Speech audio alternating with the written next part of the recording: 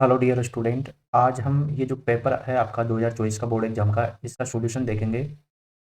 Board exam 2024 का जो आपका पेपर है, इसका जो कंप्लीट सॉल्यूशन है यहाँ पर हम देखने वाले हैं। इसमें पहला सवाल आया था कि निम्न वस्तुनिष्ठ प्रश्नों के उत्तर सही विकल्प उत्तर पुस्तिका में चयन कीजिए। दो संख्याओं का महत्तम समापवर्तक 27 है, उनका लघुत्तम समापवर्ती 162 है। यदि एक संख्या 54 है तो दूसरी संख्या, ये फॉर्मूला होता है पहली संख्या इंटू दूसरी संख्या बराबर एलसीएम इंटू एचसीएफ। पहली संख्या आपको दी हुई है 154, दूसरी संख्या आपको यहाँ पर ज्ञात करनी है और एलसीएम यहाँ पर आपको 162 दिया हुआ है और एचसीएफ 27 दिया हुआ है। यहाँ पर 54 को नीचे ले आएंगे, 27 से 2 बार कैंसिल और 2 का भाग 162 में देंगे तो इसके उत्तर 21 आ जाएगा। इसमें ऑप्शन ए सही है। दूसरा प्रश्न है अब, बहुपद एक्स स्क्वायर माइनस 2x-8 ये शून्य है। तो यहाँ पर हम इस प्रकार से लिख लेंगे, इसके अभाज्य गुणनखंड करेंगे तो इस प्रकार से -2x के -4x प्लस 2x, इसमें से कैंसिल आउट होगा तो -2x वापस आ जाएगा। तो इस प्रकार से इसके गुणनखंड करेंगे। गुणनखंड करने के बाद में यहाँ पर x बाहर ले लेंगे और यहाँ पर 2 बाहर ले लेंगे, फिर यहाँ से x-4 कॉमन आ जाएगा और यहाँ पर x+2 रह जाएगा। अब इन दोनों को 0 के बराबर में रखेंगे तो x-4 0, यहाँ से x का मान 4 और यहाँ से x का मान -2। तो x का मान यहाँ पर इस रूप में दिया हुआ है तो इस रूप में देख लेंगे, यहाँ पर -2 और 4। तो ऑप्शन सी आपका यहाँ पर सही हो जाएगा। ठीक है, तीसरा प्रश्न देखते हैं अब इसमें। तीसरा प्रश्न इसमें दिया हुआ है, यदि पहली संख्या x का 2 गुना दूसरी संख्या y के 7 गुने से कम है। पहली संख्या x का 2 गुना यानी कि x का 2 गुना इस प्रकार से, और दूसरी संख्या y के 7 गुने से यानी कि दूसरी संख्या y के 7 गुने से यानी कि y का 7 गुना में से 5 कम यानी कि 5 घटाएंगे। इन दोनों को बराबर रखेंगे तो ये आ जाएगा आपका ऑप्शन सही है। इसमें अब देखते हैं चौथा प्रश्न दिया हुआ है इसमें पहले का, यदि समांतर श्रेणी का प्रथम पद 2 और सार्वंतर 3 हो तो nवा पद ज्ञात कीजिए। प्रथम पद आपको दिया हुआ है 2, सार्वंतर d आपको दिया हुआ है 3। सूत्र आपको होता है ए एन बराबर ए प्लस एन माइनस 1 टी। इसमें ए का मान रख देंगे और एन यहाँ पर आपको ज्ञात करना है, यानी कि कौन सा पद है ये। ठीक है, तो एन यहाँ पर ज्ञात करना है, एनवा पद आपको ज्ञात करना है। डी का मान आपको प्रश्न में ही दिया हुआ है, ए और डी का मान दिया हुआ है। मान रखेंगे यहाँ पर, ब्रैकेट को 3 से गुणा करेंगे, 3n-3 इस प्रकार से आ जाएंगे। यहाँ पर 2 है और -3 जुड़ेंगे, ये माइनस का 1 आ जाएगा। इस प्रकार से इसका आंसर आ जाएगा आपका बी आंसर हो जाएगा इसका 3n-1। ठीक है, इस प्रकार से ये चौथा प्रश्न हो जाएगा आपका। पांचवा प्रश्न है, 3 के प्रथम 5 गुणजों का योगफल। तो 3 के प्रथम 5 गुणज कौन कौन से होंगे, 3, 6, 9, 12, 15। तो इनका योगफल कर देंगे, इनको जोड़ देंगे तो योगफल कितना हो गया, प्रथम 5 गुणजों का योगफल हो गया 45। इस प्रकार से छठा प्रश्न है पहले का, यदि किसी त्रिभुज पी क्यू आर में P Q square plus Q R square बराबर पी आर स्क्वायर हो तो कौन सा कोण समकोण है। तो पाइथागोरस प्रमेय की सहायता से हम इसे जमा लेंगे और यहाँ पर त्रिभुज पहले ही बोल दिया है पी क्यू आर, तो यहाँ पर बीच में जो कोण होता है वही आपका समकोण होता है। ठीक है, प्रश्न में ही बोला है त्रिभुज पी क्यू आर, तो बीच में जो कोण जो होता है आपका वही आपका समकोण होता है। तो यहाँ पर समकोण हो जाएगा आपका क्यू वाला, जो क्यू कोण है आपका समकोण होगा इस प्रकार से। यहाँ पर सारी भुजाओं को हमने रखकर भी देख लिया एक समकोण त्रिभुज के अंतर्गत। ठीक है, सातवां प्रश्न देखते हैं हम। सातवां प्रश्न है इसमें, बिंदु 0,3 की एक्स एक्स से दूरी। बिंदु 0,3 यहाँ पर होगा वाई एक्स पर। ठीक है, क्योंकि यहाँ पर एक्स 0 है और वाई का मान यहाँ पर 3 है, तो ये बिंदु यहाँ पर स्थित है। लेकिन अब इसकी एक्स एक्स से दूरी कितनी है, 3 है। ठीक है ना, तो यहाँ पर इसका आंसर आ जाएगा ए 3। ठीक है, आठवां प्रश्न देखते हैं इसमें, 2 sin 45 cos 45 का मान कितना है। तो 2 × sin 45 और cos 45 का मान रखेंगे तो यहाँ पर ये आ जाएगा, इनको आपस में गुणा करेंगे वर्गमूल 2 और वर्गमूल 2 को, तो ये 2 हो जाएगा, 2 को 2 से कैंसिल किया तो इसका आंसर आ जाएगा 1। ठीक है, तो यहाँ पर ऑप्शन डी सही है। नवा प्रश्न है, यदि किसी वृक्ष की छाया उसकी ऊंचाई की 1/√3 गुना हो तो सूर्य का उन्नयन कोण। तो वृक्ष की छाया, ये वृक्ष की छाया उसकी ऊंचाई की, ये ऊंचाई है, इसे हमने एक्स मान लिया, तो इसकी कितनी गुना है, क्या है, छाया। ऊंचाई की ऊंचाई हमने एक्स मानी, तो छाया कितनी गुनी है, 1/√3, ये इसकी इतनी गुनी होगी छाया, ठीक है। सूर्य का उन्नयन कोण, तो हमें क्या क्या दिया हुआ है यहाँ पर देखिए, ऊंचाई यानी कि लंब दिया हुआ है आपको, और एक आधार, छाया यानी यहाँ पर आधार है ये, तो यहाँ पर ये टेन थीटा का लंब बटा आधार होता है, तो यहाँ पर हम लंब यानी कि ऊंचाई x रख लेंगे, आधार में x/√3, यहाँ पर x से x कैंसिल हो जाएगा, ठीक है, और √3 ऊपर ही ऊपर चला जाएगा यहाँ पर, तो टेन थीटा बराबर √3 आ जाएगा।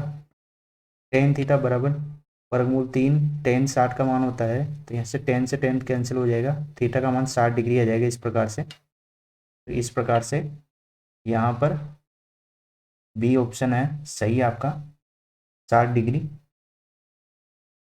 इसके बाद में देखते हैं 10वां प्रश्न है इसमें, किसी वृत्त के व्यास के सिरों पर खींची गई स्पर्श रेखाएं परस्पर होती है, तो ये वृत्त है और ये वृत्त का व्यास है, आप देख पा रहे होंगे, ठीक है, ये वृत्त का व्यास है, इस व्यास के दोनों ओर स्पर्श करते हुए हम स्पर्श रेखाएं खींचेंगे तो आपस में कैसी होगी, समांतर होगी, ठीक है, इसमें ब ऑप्शन सही है। 11वां प्रश्न देखते हैं अब, यदि एक वृत्त की परिधि 176 सेमी है तो उसकी त्रिज्या ज्ञात करनी है आपको। वृत्त की परिधि कितनी दे रखी है प्रश्न में, 176 सेंटीमीटर दे रखी है। वृत्त की परिधि का सूत्र 2πr होता है बराबर 176, पाई का मान 22/7 रख लेंगे, ठीक है, 7 को तो यहाँ पर 176 के पास में भेज देंगे और 2 को 22 से गुणा करेंगे, 44 आ जाएगा, 44 का भाग 176 में देंगे तो 4 बार चला जाएगा, 4 7 को गुणा करेंगे तो 28 सेंटीमीटर आपकी त्रिज्या आ जाएगी, ठीक है, तो ऑप्शन इसमें सही है 11वें प्रश्न का। 12वें प्रश्न में, यदि एक गोले का आयतन 36 पाई घन सेमी है तो उसकी त्रिज्या ज्ञात करनी है आपको। गोले का आयतन यहाँ पर 36 पाई दे रखा है। गोले का आयतन का फॉर्मूला 4/3πr³ होता है बराबर 36 पाई, पाई से पाई कैंसिल हो जाएगा यहाँ पर हम देखेंगे, लेकिन पहले इस प्रकार से जमा लेते हैं इनको, 3 को इधर 36 पाई के पास में भेज दिया वज्र गुणन करते हुए, और 4 पाई को नीचे भेज दिया, 4 पाई का डायरेक्ट 36 पाई में भाग देंगे, पाई से तो पाई कैंसिल, 36 में 4 का भाग दिया, 9 आगे, 9 को 3 से गुणा करें 27, तो 27 3 का क्या होता है, घन होता है, यानी कि 3 का क्यूब होता है, और r³ यानी हमें इधर r³ दे रखा है, इधर भी r की घात 3 है और इधर 3 की घात 3 है, तो ये घात से घात हट जाएगी और r का मान 3 सेंटीमीटर यानी कि त्रिज्या इसकी 3 सेंटीमीटर आ जाएगी, ठीक है, ऑप्शन सही है इसमें। 13वां प्रश्न है अब इसमें, प्रथम 11 पूर्ण संख्याओं का माध्य होगा। देखिए यहाँ पर आपको संख्या पता होनी चाहिए, पूर्ण संख्या क्या होती है, तभी यह प्रश्न सही हुआ होगा आपका। देखिए छोटी सी चीज़ है लेकिन इसमें आपको ध्यान करने वाली बात है, पूर्ण संख्या किसे कहते हैं, 0 से शुरू होती है, ठीक है ना, यहाँ पर देखिए 0 से शुरू होगी और यहाँ पर 0 से 10 तक की संख्या, ये 11 संख्या हो जाएगी 10 तक, ठीक है, तो इनका योग करेंगे तो ये 55 हो जाएगी, और 55 में 11 संख्या प्रश्न में कहा है प्रथम 11, 11 का भाग देंगे तो 5 यहाँ पर आंसर आ जाएगा, ब ऑप्शन सही है आपका, ठीक है, तो इस प्रकार से ये आपका 13वां प्रश्न हल हो जाएगा। अब आगे देखते हैं 14वां प्रश्न है, ये इस प्रकार से बंटन आपको दिया हुआ है, इसका बहुलक ज्ञात करना है, तो इसमें तो आपको देखते ही पता चल रहा है कि जो अधिकतम बार आएगा ना, यानी कि जिसकी बारंबारता अधिक होगी या अधिक बार आ रहा है वो, तो वही यहाँ पर आंसर हो जाएगा, लेकिन आप यहाँ पर सारणी बनाकर भी देख सकते हो जिससे कि आपका गलत नहीं होता ये। यहाँ पर आप देखेंगे कि 3 है वो 5 बार आ रहा है, तो यहाँ पर 3 राइट आंसर हो जाएगा आपका, ठीक है। 15वां देखिए, अब हमने इंपॉर्टेंट भी लगवाई था ये प्रश्न, अगर आपने वो वीडियो देखा हो तो, यदि पीई ये दे रखा है आपको, पीई नहीं की प्रायिकता है, तो यहाँ पर हम जानते हैं कि पीई होने की और पीई नहीं होने की प्रायिकता टोटल कितनी होती है, 1 होती है। यहाँ पर पी ई कोई भी घटना हो सकती है, उसके होने की प्रायिकता ये प्रश्न में दे रखी है, इसको पक्षांतर करेंगे इधर 1 में से घटाएंगे तो ये आ जाती है, घटाने के बाद में 1 में से, ये ऑप्शन सही था आपका। दूसरा प्रश्न का देखते हैं अब, ये 15 प्रश्न तो आपने अभ्यासद वाले कर लिए, अब इसमें देखते हैं दूसरे का पहला, समांतर श्रेणी इस प्रकार से दी हुई है, इसका 11वां पद आपको ज्ञात करने के लिए बोला है, ठीक है। इस प्रश्न में क्या था कि जैसे ये दो चीज़ें हैं ना, इन दोनों का तो आपका जो सारवंत्र है वो ये आ रहा है, ठीक है, पहले दो पदों का सारवंत्र है, यानी कि आप -1/2 में से, ठीक है, दूसरे पद में से, इस दूसरे में से ये पहला घटाओगे तो ये आएगा, लेकिन तीसरे में से ये घटाओगे ना तो ये आ रहा है, ठीक है, जबकि ये समान होना चाहिए था, लेकिन यहाँ पर अलग आ रहा है, तो ये थोड़ा यहाँ पर अजीब लग रहा है। लेकिन आपका जो आपने इस तरीके से किया, पहले दूसरे जो पद है उसमें से पहला पद घटा लिया तो यहाँ पर 5/2 आ गया, इसके आधार पर किया। पहला पद तो आपको पता ही है -3 है, इसको फॉर्मूले में जमा लिया आपने इस प्रकार से। यहाँ पर प्रथम पद -3 है, 11वां पद आपको ज्ञात करने के लिए बोला है, 5/2 यहाँ पर आपका डी का मान यानी कि सार्वंतर आ गया है -3, और यहाँ पर 11 में से 10 आ जाएगा, 11 में से 1 घटाने के बाद में, ठीक है। यहाँ पर 10 में 2 का भाग देंगे, 5, 5 को 5 से गुणा किया 25, 25 में से 3 गए तो 22 आपका आंसर था इसमें, ठीक है। कितना आंसर था आपका? 22 आंसर था। तो ये पहला आपका इस प्रकार से इसमें हो जाता। दूसरा था, दूसरे का cos square 60 degree minus sine square 60 degree का मान, ये आपसे पूछा था कि यहाँ पर आपको मान रखने थे, पहले कोस 60 का मान रखते 1/2 और उसका वर्ग करना था आपको, माइनस यहाँ पर साइन 60 का मान रखते और उसका वर्ग करते, इसका वर्ग करते हम 1/2 का तो 1/4 आ जाता, ठीक है, नीचे 2 से 2 गुना हो जाता तो 1/4 हो जाता, और 1 का वर्ग 1 ही होता है, माइनस वर्गमूल 3 का वर्गमूल 3 से गुणा करते तो ये 3 आ जाता, और नीचे 2, ठीक है, तो 2 का घात नीचे भी है तो यहाँ पर ये 4 हो जाता है इस प्रकार से। अब दोनों जगह 4 आ रहा है नीचे हर में, तो एलसीएम लेते तो सेम आ जाता, और यहाँ पर एज इट इज उतार लेते हैं इनको, 1 में से -3 जाता -2/4, और 2 से कैंसिल आउट होने के बाद में आ जाता -1/2, ठीक है। अब आगे देखते हैं तीसरा प्रश्न। इसमें तीसरा प्रश्न था, यदि एक वृत्त का क्षेत्रफल 154 सेंटीमीटर है तो उसकी त्रिज्या है, त्रिज्या आपको ज्ञात करनी थी प्रश्न में। वृत्त का क्षेत्रफल आपको 154 सेंटीमीटर दिया हुआ है, वृत्त का क्षेत्रफल का सूत्र है πr² बराबर 154, पाई का मान 22/7 रखते, 7 को इधर ऊपर 154 के पास में ले जाते और 22 नीचे, 22 का भाग 154 में देते 7 आ जाता, 7 × 7 यानी कि 7 स्क्वायर हो जाते, स्क्वायर से स्क्वायर कट जाता, और आर का मान कितना आ जाता यहाँ पर 7, ठीक है। चौथा प्रश्न देखते हैं हम, यदि एक शंकु की त्रिज्या 6 सेमी व ऊंचाई 8 सेमी है तो उसकी तिर्यक ऊंचाई, ठीक है, एल पूछा है यहाँ पर, ठीक है। शंकु की तिर्यक लंबाई, ठीक है, शंकु की तिर्यक लंबाई कर दें, ऊंचाई कर दें, एक बात है। तो यहाँ पर देखोगे आप तो ये फॉर्मूला होता है r² + h², एल बराबर यहाँ पर आर कितना दिया हुआ है आपको, त्रिज्या आपको 6 सेंटीमीटर दे रखी है, 6 का स्क्वायर प्लस ऊंचाई आपको 8 सेंटीमीटर दे रखी है, तो इनका स्क्वायर करेंगे तो यहाँ पर 6 का स्क्वायर 36, 8 का 64, जोड़ेंगे दोनों को 10 आ जाएगा, और वर्गमूल लेंगे तो 10, तो यहाँ पर तिर्यक ऊंचाई इस प्रकार से आ जाएगी आपकी, ठीक है। इसके बाद में पांचवा प्रश्न था दूसरे का, इसमें क्या है कि ये इस प्रकार से दिया हुआ था, ठीक है, ये आपकी बुक में दिया हुआ है इस प्रकार से, ये आपकी बुक में दिया हुआ था।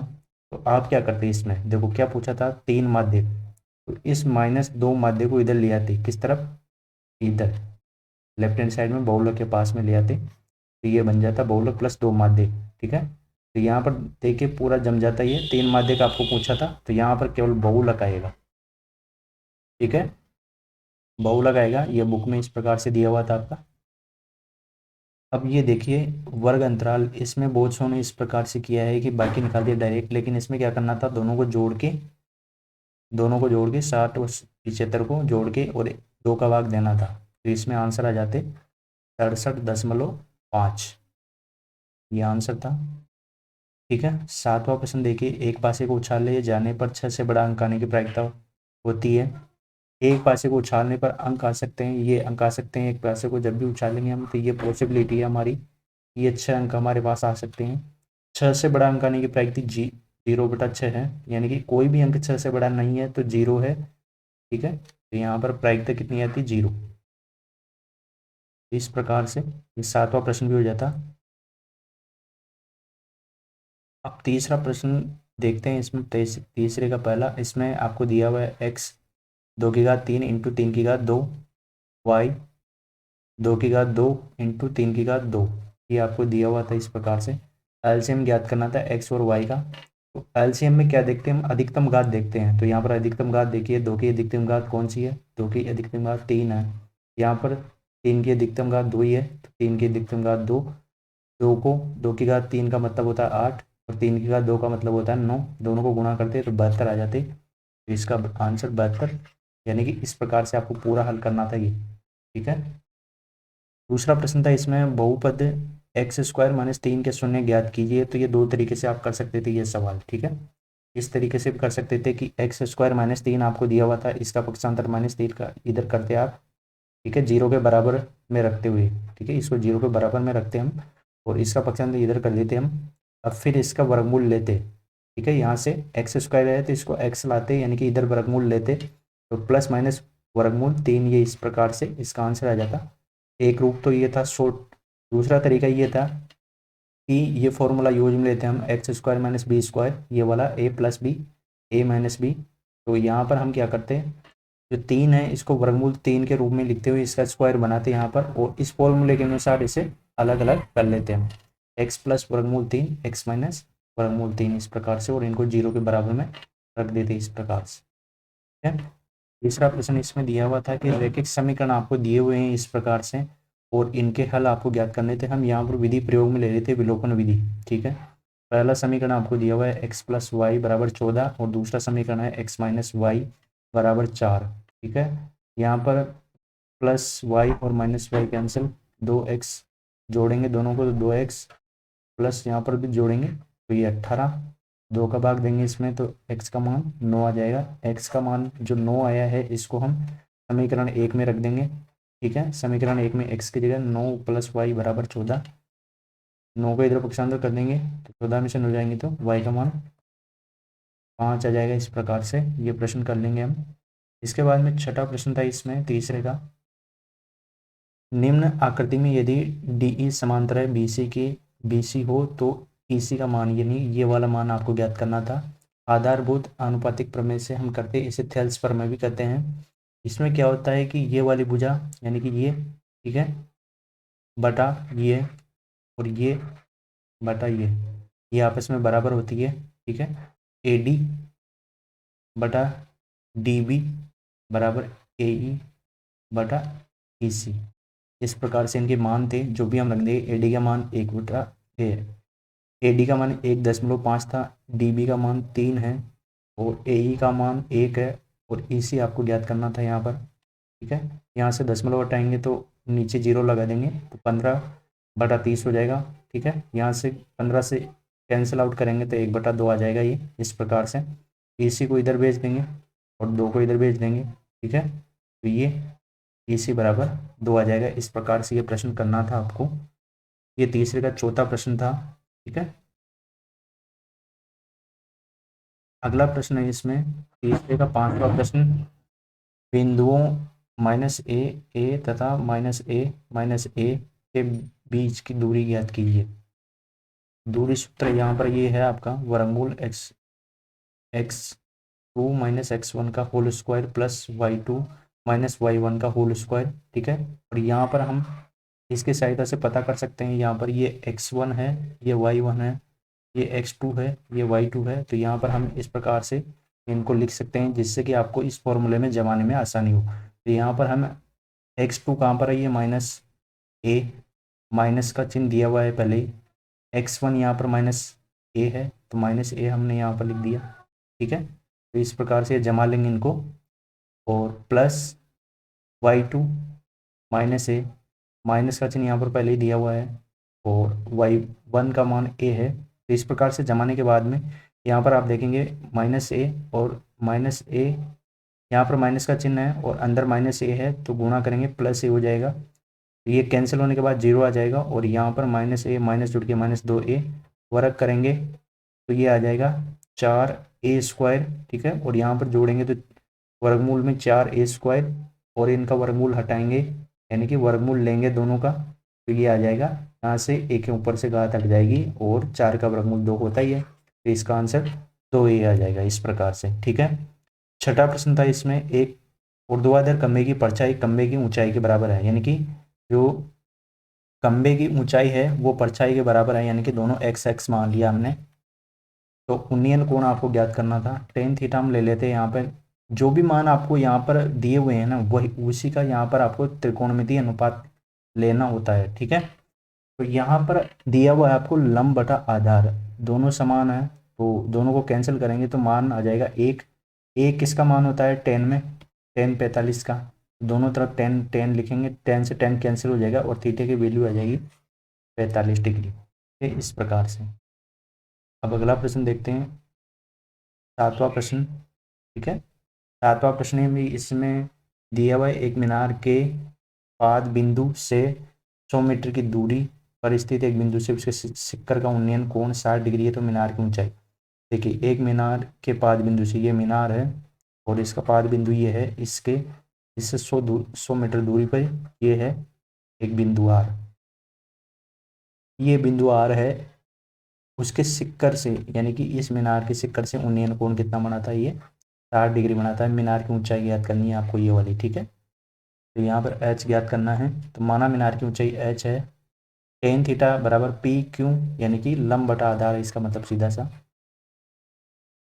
ठीक है। लंब कितना है एच बटा आधार कितना है 100, तो यहाँ पर हम वैल्यू रख देंगे जो भी होगा, टेन 60 का मान वर्गमूल 3 होता है, तो यहाँ पर एच बटा 100 है, 100 को इधर वर्गमूल 3 के पास में भेज देंगे तो ये हो जाएगा एच बराबर 100 वर्गमूल 3, या इसका वर्गमूल 3 का मान और निकालेंगे हम, तो ये आ जाएगा 1.732, इसको 100 से गुणा करेंगे तो ये आ जाएगा 173.2 मीटर, ठीक है। तो जो भी मान आप लिखना, यहाँ तक भी आ गया तो भी सही है आपका, ठीक है, और ये निकाल लिया तो भी ठीक है, कोई दिक्कत नहीं है, ठीक है। इसके बाद में अब देखते हैं अगला वाला प्रश्न। अगला प्रश्न देखते हैं इसमें,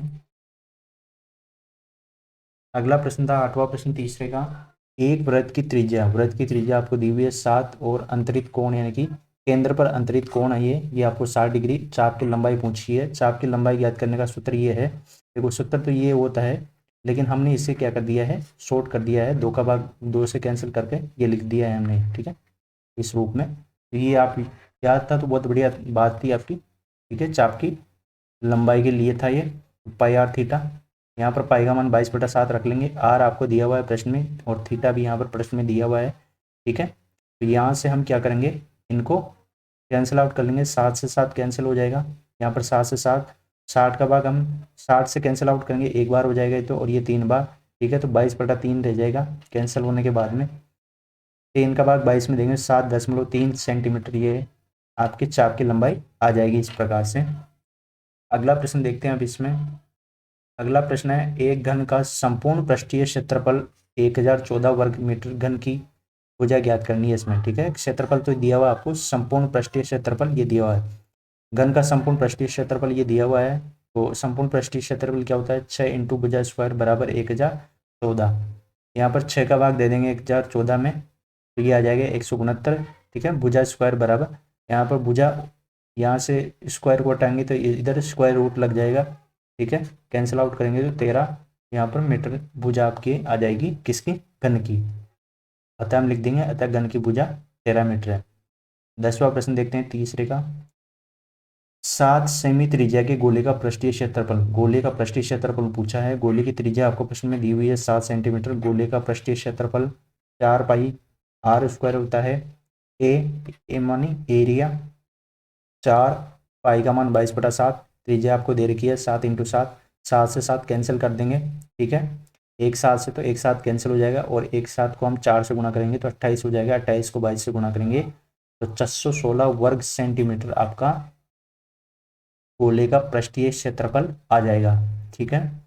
इस प्रकार से ये तीसरे का 10वां प्रश्न हो जाएगा। इसके बाद में आगे देखते हैं, अब आगे चौथा प्रश्न था, सिद्ध कीजिए कि वर्गमूल 5 एक अपरिमेय संख्या है, ठीक है। माना कि वर्गमूल 5 एक परिमेय संख्या है, ये हम मान लेंगे क्योंकि हमें अपरिमेय अपरिमेय यहाँ पर बोला है, अपरिमेय संख्या है, इसीलिए हम उल्टा मान के चलेंगे यहाँ पर, क्योंकि इसे हम विरोधाभास विधि से हल करते हैं। तो यहाँ पर हम मान लेंगे कि परिमेय संख्या है, तो वर्गमूल 5 को p/q यानी कि परिमेय संख्या की परिभाषा के अनुसार p/q के रूप में लिख सकते हैं। पी यहाँ पर जो क्यू है यहाँ पर 0 के बराबर नहीं है, और पी और क्यू यहाँ पर सहभाज्य है, यानी कि इन दोनों में कोई भी कॉमन नहीं है एक के अलावा। ठीक है, दोनों पक्षों का वर्ग करेंगे, यहाँ पर दोनों को वर्ग करेंगे, तो वर्ग करने के बाद में इस प्रकार से आ जाएगा, और क्यू स्क्वायर को इधर भेज देंगे और 5 को नीचे ले आएंगे इस प्रकार से। अब 5 का भाग पी स्क्वायर में तो जाएगा, ठीक है, पी स्क्वायर में जाएगा तो पी में भी जाएगा, भाई पी स्क्वायर में 5 से विभाजित है तो पी भी होगा। ठीक है, अब इसी प्रकार से हम मान लेंगे कि कोई, इसी प्रकार से अब माना है हमने ये p/5 यहाँ पर r है, वर्ग करेंगे इसका। ठीक है, इसका हम क्या करेंगे, वर्ग करने पर वर्ग करेंगे तो p² / 25 और यहाँ पर r², p² बराबर 25 r² हो जाएगा, 25 को इधर गुणा कर देंगे तो।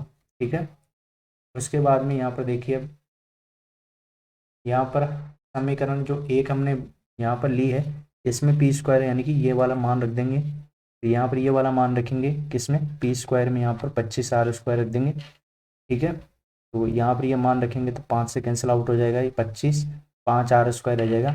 अब ये क्यों स्क्वायर में 5 का भाग दे देंगे और यहाँ पर r² रह जाएगा। क्यों स्क्वायर 5 से विभाजित है, जैसे कि हमने यहाँ पर देखा था कि p² 5 से विभाजित है तो p भी 5 से विभाजित हो रहा था, तो यहाँ पर भी क्यू² 5 से विभाजित है तो क्यों भी 5 से विभाजित होगा। ठीक है ना, क्यू² 5 से विभाजित है यानी कि कोई भी संख्या है, 25 मान लीजिए, जैसे कि 25 होगा तो 5 उसका जो वर्गमूल है वो भी 5 से विभाजित होगा। अब यहाँ पर पी व क्यू हमने देखा, यहाँ पर पी में भी 5 का भाग जा रहा है और यहाँ पर क्यू में भी, दोनों में 5 का भाग जा रहा है, अर्थात यहाँ पर हम मान के चले थे कि इन दोनों में एक के अलावा कोई दूसरा उभयनिष्ठ गुणनखंड नहीं है, लेकिन यहाँ पर हम क्या देख रहे हैं कि 5 में दोनों का भाग जा रहा है तो 5 उभयनिष्ठ है इनमें दोनों में, इस वजह से इसका भाग जा रहा है दोनों में। ठीक है, तो HCF पी और क्यू का एक नहीं है, एक के अलावा भी यानी कि 5 और है। अतः हमारी कल्पना जो कि हम मान के चले थे कि वर्गमूल 5 एक परिमित संख्या है, विरोधाभास प्रकट हो रही है, जो कि विरोधाभास प्रकट हो रही है, अतः वर्गमूल 5 एक अपरिमेय संख्या है। तो इस प्रकार से यह सवाल करना था आपको, कौन सा, वर्गमूल 5 एक अपरिमेय संख्या है। पांचवा सवाल था, इसमें बहुपद 2x² - x - 6 के शून्य ज्ञात करने थे। इस प्रकार से ये दिया हुआ है, यहाँ पर इसके फैक्टर करेंगे तो ये हो जाएगा -4x + 3x। ठीक है, इनको आपस जोड़ेंगे तो यहाँ पर -x आ जाएगा। ठीक है, यहाँ पर 2x कॉमन लेंगे इसमें से और यहाँ से 3 कॉमन लेंगे। ठीक है, अब ब्रैकेट देखिए, ब्रैकेट यहाँ पर सेम आ रहा है, ब्रैकेट को बाहर ले लेंगे। ठीक है, ब्रैकेट को बाहर लेंगे तो अंदर क्या रह जाएगा, फिर ब्रैकेट में 2x + 3 जो कि दूसरे ब्रैकेट में है। ठीक है, अब इन दोनों को 0 के बराबर में रख लेंगे तो x - 2 = 0 या 2x + 3 = 0, तो x = 2 और यहाँ पर -3 हो जाएगा क्योंकि +3 है, इधर आते ही -3 और 2 का भाग और दे देंगे नीचे, तो यहाँ पर x का जो मान है वो आ जाएगा 2 और -3/2। तो इस बहुपद, जो प्रश्न में बहुपद दिया है उसके शून्य कौन कौन से आ जाएंगे, 2 व -3/2, यानी इन दोनों मानों को आप इस बहुपद में रखोगे तो इसका मान 0 हो जाएगा। ठीक है ना, तो ये दोनों शून्य का मतलब ये होता है कि दोनों मानों को आप अगर इस बहुपद में रखोगे तो इसका, इस बहुपद का मान 0 हो जाएगा। ठीक है, ये दोनों मान आप रख के देख सकते थे इसमें। अगला प्रश्न और देखते हैं, इसमें अगला प्रश्न अब देखते हैं आगे। अगला प्रश्न है, छठा प्रश्न है, बहुत शानदार प्रश्न था ये भी। दो संख्याओं का अंतर 26 है, एक संख्या दूसरी संख्या की 3 गुनी हो तो संख्याएं ज्ञात कीजिए। पहली संख्या हमने x मान ली, दूसरी y मान ली, दो संख्याओं का अंतर 26 दिया हुआ है प्रश्न के अंतर्गत। इसमें केस प्रश्न ले रहे हैं ये, x - y, दोनों संख्या हमने क्या मानी है, पहली संख्या x है दूसरी y है, तो दो संख्याओं का अंतर यानी कि x - y 26 से पहली समीकरण दे दिया हमने नाम इसे। दूसरा केस क्या था कि एक संख्या दूसरी संख्या की 3 गुनी है, प्रश्न में ही दिया है ये बात। ठीक है, तो इसे हम इस प्रकार से लिख लेंगे, x = 3y, यानी कि पहली संख्या है जो दूसरी संख्या की 3 गुनी है, इस प्रकार से। यहाँ पर हम 3y को क्या करेंगे, लेफ्ट हैंड साइड में ले आएंगे तो इस प्रकार से -3y हो जाएगा, यानी कि x - 3y = 0 दूसरी समीकरण हो जाएगी। विधि का प्रयोग करेंगे, विलोपन विधि। विलोपन विधि से इस वजह से करेंगे, आसान विधि थी ये, इस वजह से इसका प्रयोग कर रहे हैं। यहाँ पर पहली समीकरण है x - y = 26 और x - 3y दूसरी समीकरण थी। ठीक है, अब यहाँ पर आप देखेंगे कि जो x है उसके गुणांक समान है। गुणांक समान का मतलब इसके आगे कोई भी संख्या नहीं है, इसका मतलब इसका गुणांक बराबर है यानी कि 1 है, तो इसके चिन्ह परिवर्तित कर देंगे तो ये तो पूरा कैंसिल हो जाएगा। ठीक है, यहाँ पर क्या होगा कि ये +3y हो गया और ये -y है, तो +3y में से y गया 2y, यहाँ पर 26 में से 0 गया तो 26, 2 का भाग 26 में देंगे, y का मान 13, y का मान हम समीकरण 1 में रखेंगे, कौन से समीकरण में, इस वाले में रखेंगे, x - y बराबर 26 वाले में, तो x का मान हमने y का मान हमने रखा यहाँ पर 13। ठीक है, इसमें रखा हमने ये समीकरण 1 में, तो यहाँ पर हमने रखा इधर, तो ये हो जाएगा -13 है, इधर जाते ही +13 हो गया, 26 में 13 जोड़ेंगे तो 39, तो x का मान कितना आ गया 39। अतः जो हमने संख्याएं यहाँ पर मानी थी, पहली संख्या x बराबर 39, दूसरी संख्या 13 आ जाएगी इस प्रकार से। ठीक है, तो इस प्रकार से ये प्रश्न करना था आपको। अगला प्रश्न है 7वां प्रश्न। 7वें प्रश्न में दिया हुआ है कि निम्न आकृति में यदि DE समांतर है BC की, AD बराबर x दिया हुआ है, DB बराबर x - 2, AE बराबर x + 2 तथा EC बराबर x - 1 हो तो x का मान ज्ञात कीजिए। ये आपको चित्र में भी इसकी वैल्यू दी हुई है, चित्र भी दिया हुआ है। वही प्रमेय आपका जो आधारभूत आनुपातिक प्रमेय, जिसे हम थेल्स प्रमेय भी कहते हैं, उसकी सहायता से हम इस प्रश्न को हल करेंगे। यानी कि AD ये x मानते और इसे हम 1y मान लेते, तो ये समांतर है किसके, ये बराबर है किसके, XY के, इनके। ठीक है ना, AD बटा DB और AE यानी कि ये वाला AE और EC इस प्रकार से बराबर है, तो ये हम मान लेते हैं इस प्रकार से। अब यहाँ पर जो वैल्यू दी हुई थी, AD आपको x दिया हुआ था, DB प्रश्न में x - 2 दिया हुआ है, यहाँ पर आप देख सकते हो, AE यहाँ पर x + 2 दिया हुआ है, x - 1 आपको EC दिया हुआ है। तो यहाँ पर आपको क्या पूछा है प्रश्न में, वैल्यू पूछी है, किसकी वैल्यू पूछी है, x की वैल्यू पूछी है। तो इसे हम हल करते हैं, तो यहाँ पर आप देखेंगे कि x के पास में x - 1 चला जाता वज्र गुणन की सहायता से, और ये इधर चला जाता, तो यहाँ पर ये तो अंदर गुणा करते हैं, तो ये x² - x यहाँ पर हो गया, देख सकते हो आप। ठीक है, और इधर आप देखेंगे कि ये फॉर्मूला बन गया है, कौन सा फॉर्मूला, ये बन गया है a² - b² वाला फॉर्मूला बन गया है, ये वाला फॉर्मूला। तो उसकी सहायता से हमने ये वाला फॉर्मूला a² - b² बराबर a + b a - b, तो इस फॉर्मूले की सहायता से, ये तो दिया हुआ है आपको इधर, आप देख सकते हो। ठीक है, तो ये चीज़ लिख देंगे आप इधर, a की जगह क्या है, यहाँ पर x है तो x², और b की जगह क्या है, यहाँ पर आप b देखो, b की जगह क्या है, 2 है तो 2 का स्क्वायर 4 हो जाएगा, तो x² - 4, यहाँ पर दोनों तरफ x² आ रहा है, दोनों को कैंसिल कर देंगे, -x बचेगा इधर, -4 इधर बचेंगे, दोनों तरफ माइनस में माइनस कैंसिल हो जाएगा, x का मान आ जाएगा 4। तो इस प्रकार से ये प्रश्न आपको हल करना था, बहुत ही आसान प्रश्न था, बस समझने की देरी थी, इसमें ये प्रमेय आपको याद होना चाहिए था। ठीक है, अगला प्रश्न है इसमें 8वां प्रश्न। यदि बिंदु x3 और 5, 7 के बीच की दूरी 5 इकाई हो तो x का मान ज्ञात कीजिए। माना ये बिंदु A है, हमने पहला बिंदु को A मान लिया, दूसरे को B बिंदु मान लिया, 5 और 7 आपको दिया हुआ है इसके निर्देशांक। हमने दूरी कितनी दी हुई है, AB, यानी कि ये कोई बिंदु है, ये एक बिंदु यहाँ पर है A और एक बिंदु यहाँ पर है B। ठीक है, और इनके बीच की दूरी आपको 5 दी हुई है। ठीक है, तो A बिंदु है x3 और दूसरा B बिंदु है 5, 7, इस प्रकार से। तो यहाँ पर ये दूरी का फॉर्मूला है वर्गमूल x2 - x1 का whole square plus y2 - y1 का होल स्क्वायर, इस प्रकार से। इसमें वही, इसके सहायता से यहाँ पर आप ये वैल्यू अरेंज कर लेते हैं। इसमें x2 कितना है, 5 है, तो 5 - x1 की जगह x ही है तो x रख लिया हमने, प्लस y2 की जगह आप देखेंगे यहाँ पर 7 है और y1 की जगह 3 है, तो 7 - 3, यहाँ पर दोनों पक्षों का वर्ग करते, क्यों करते, क्योंकि इस वर्गमूल के चिन्ह को आपको हटाना है यहाँ पर।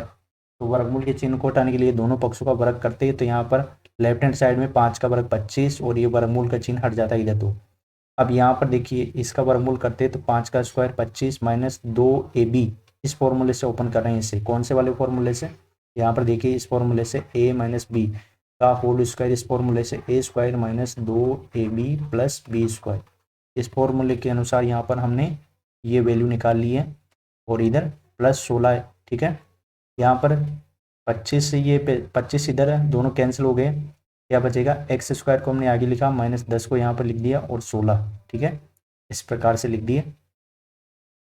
एक्स -10 एक्स प्लस 16 बराबर 0, इस प्रकार से हमने सही तरीके से अरेंज कर लिया है इसे। अब यहाँ पर देखिए, यहाँ पर -10 एक्स के ऐसे टुकड़े करने हैं कि 16 आ जाए। यहाँ पर हमने -8 एक्स -2 एक्स इसके टुकड़े कर लिए। यहाँ से एक्स कॉमन लेंगे, पहले वाले इन दो पदों के दो पदों के जोड़े बनाते हुए यहाँ पर एक्स कॉमन लिया हमने, तो यहाँ से एक्स बाहर आ गया, ब्रैकेट में x -8 रह गया। यहाँ से हमने 2 माइनस का कॉमन लिया तो ब्रैकेट में x -8 रह गया। अब ब्रैकेट में x -8 आ रहा है तो इसको कॉमन ले लेंगे तो क्या बचेगा, x -2, दोनों को 0 के बराबर में रख देंगे तो एक का मान तो x बराबर 8 और एक का मान x बराबर 2, इस प्रकार से आ जाएगा। तो ये आपको इस प्रकार से याद करना था। ये प्रश्न बहुत सिंपल प्रश्न था, इसमें तो ये सूत्र याद होना चाहिए था। मोटी मोटी बात ये है कि ये जो सूत्र है ना, ये आपको याद होनी चाहिए थी। 9वां प्रश्न देखते हैं अब। 9वां प्रश्न, tan a बराबर 1 हो, 2 sin a cos a का मान ज्ञात कीजिए। ये प्रश्न पहले ही, यहाँ ये प्रश्न तो पहले ही आया हुआ है आपका, ठीक है। अभ्यास वाले प्रश्नों में ये प्रश्न था आपके, ठीक है। ये बस ये टेन का जो कोण का मान आप निकाल लेते ना तो ये प्रश्न आप कर सकते थे। देखिए यहाँ पर tan a बराबर, यह आपको प्रश्न में दिया हुआ है tan a बराबर 1 किसका मान होता है, tan 45 का होता है। तो यहाँ पर tan 45 ले लिया हमने, किसकी जगह, 1 की जगह। दोनों जगह tan है, tan से tan कैंसिल हो जाएगा, a का मान 45 डिग्री आ गया। अब a का मान 45 डिग्री आ गया है तो यहाँ पर हम इधर ये a है दोनों का कोण, इसकी जगह हम 45 रख देंगे तो ये आ जाएगा 2 × 1/2 वर्गमूल में, इंटू इस प्रकार से वर्गमूल को गुणा करेंगे तो 2 आ जाएगा और 2 को 2 से कैंसिल कर देंगे तो 1 आपका आंसर था इसमें, ठीक है। इस प्रकार से ये प्रश्न करना था। बस ये प्रश्न आपके पहले भी अभ्यास के अंतर्गत था ये प्रश्न। तो बस आपको यहाँ पर अगर कोण पता चल जाता तो आधा प्रश्न तो ऐसे ही हो जाता आपका, ठीक है, क्योंकि ये प्रश्न पहले भी आया हुआ है आपका उसमें, ठीक है ना। तो इस प्रकार से 9वां प्रश्न हो जाता है आपका। अगला प्रश्न देखते हैं अब इसमें। अगला प्रश्न 10वां प्रश्न था, 2 खंभों के शीर्ष, ठीक है, 2 खंभों के शीर्ष, 2 खंभे कौन कौन से, ये देखिए यहाँ पर आप डायग्राम में भी देखते चलिए साथ के साथ। 2 खंभों के शीर्ष जिनकी ऊंचाई 20, ये खंभा है 20 मीटर का, PR वाला खंभा 20 मीटर है आपका। AB खंभा है, ये 14 मीटर है, एक तार से जुड़े हैं, ये वाला तार है आपका PA, ठीक है। यदि तार क्षैतिज रेखा के साथ 30 डिग्री का कोण बनाता है, यानी कि ये क्षैतिज रेखा ये वाली, ठीक है, तो इसके साथ में ये कितने डिग्री का कोण बना है, 30 डिग्री का कोण बना रहा है। तार की लंबाई ये वाली आपको ज्ञात करनी थी, x ज्ञात करना था यहाँ पर, ठीक है। तो माना तार की लंबाई x है, हमने माना कोण आपको यहाँ पर दिया हुआ है 30 डिग्री। पहले खंभे की ऊंचाई 20 मीटर है, ठीक है, पहले खंभे की यानी कि PR, इस वाले खंभे की 20 मीटर है। दूसरे खंभे यानी कि AB की ऊंचाई आपको 14 मीटर दी हुई है, तो इसमें से घटा लेंगे तो PQ ये वाली, यानी कि इस खंभे से लेकर इतनी सी आपकी जो है ये 6 मीटर है, ठीक है ना। PQ इस यहाँ से निकाला है हमने, ये 20 में से 14 घटा दी तो ये 6 मीटर यहाँ तक रह गई है, ठीक है। तो अब यहाँ पर 6 मीटर आ गई है तो हमें अब आसानी से यहाँ पर निकल जाएगा आपका वैल्यू। देखिए आपको किस हिसाब से यहाँ पर दिया होगा ना उस हिसाब से निकालना है। तो यहाँ पर साइन थीटा का प्रयोग कर रहे हैं हम, क्योंकि हमें यहाँ पर लंब और कर्ण तो हमें ज्ञात करना है, लंब आपको दिया हुआ है, लंब ये देखिए ये दिया हुआ है। कर्ण की वैल्यू तो तार की लंबाई तो आपको ज्ञात करनी है, तो यहाँ पर ये वाला जमेगा, टेन थीटा लेंगे हम।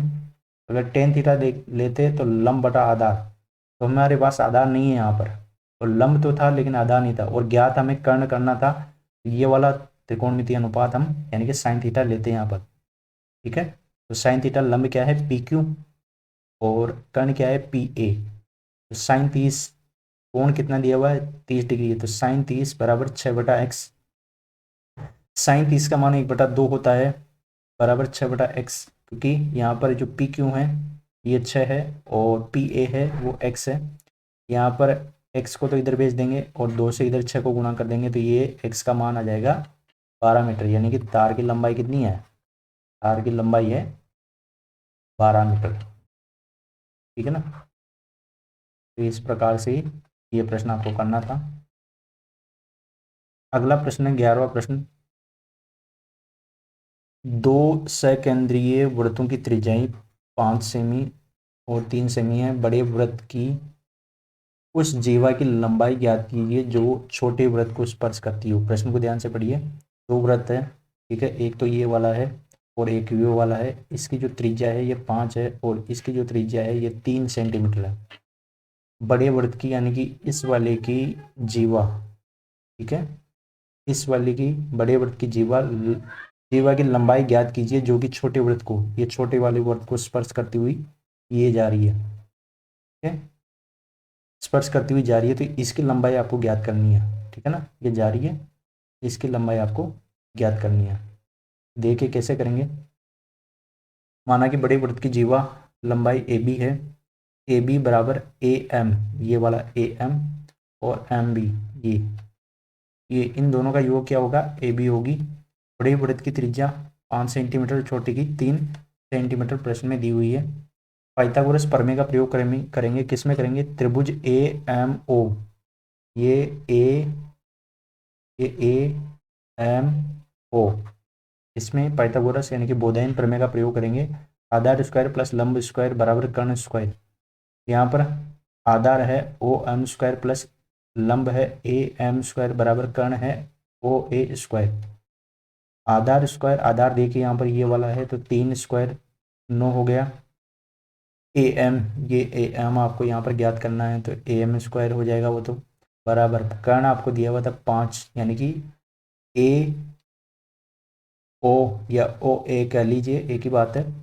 ये है 5, 5 का स्क्वायर 25, 9 को इधर लाएंगे तो 9 में से घटा देंगे, 25 में से 9 घटा देंगे तो 16 रह जाएगा। शेष बचेगा आपका, यहाँ पर वर्गमूल लेना पड़ेगा 16 का, तो 4 ए एम आ जाएगा यहाँ पर, यानी कि इसकी लंबाई कितनी आ जाएगी ए एम की, 4 सेंटीमीटर आ जाएगी। अब केंद्र से जीवा के मध्य डाले गए, केंद्र से जीवा के मध्य लंब, यानी कि ये जो केंद्र है आपका ओ वाला, इसको हम क्या करते हैं, अगर, ठीक है ना, ये ओ है, ओ से लंब डालते हैं किस पे, ए बी पर। ए बी क्या है, जीवा, आपके क्या है, जीवा है। जीवा पे लंब डालते हैं तो ये जीवा समद्विभाजित होती है, यानी कि 2 बराबर भागों में बढ़ जाती है ये, ठीक है ना। इस पे यहाँ पर लंब डालेंगे तो 2 बराबर भागों में, यानी कि ये ए एम बराबर एम बी, ये दोनों भाग बराबर हो जाएंगे ए एम, ठीक है ना, इस रूप में। तो ये बराबर हो जाएंगे तो यहाँ पर हम क्या देखेंगे कि जो ए एम बराबर एम बी है तो ये दोनों बराबर हो गए, तो यहाँ पर ये दोनों जुड़ जाएंगे, ठीक है, और जुड़ जाएंगे तो 2 ए एम हो जाएंगे, क्योंकि ए एम की वैल्यू हमने निकाल ली है 4, तो 2 से गुणा करेंगे 4 को तो ए बी यानी कि जीवा कितनी आ जाएगी आपकी, 8 आ जाएगी। तो इस प्रकार से ये प्रश्न आपका हल हो जाएगा।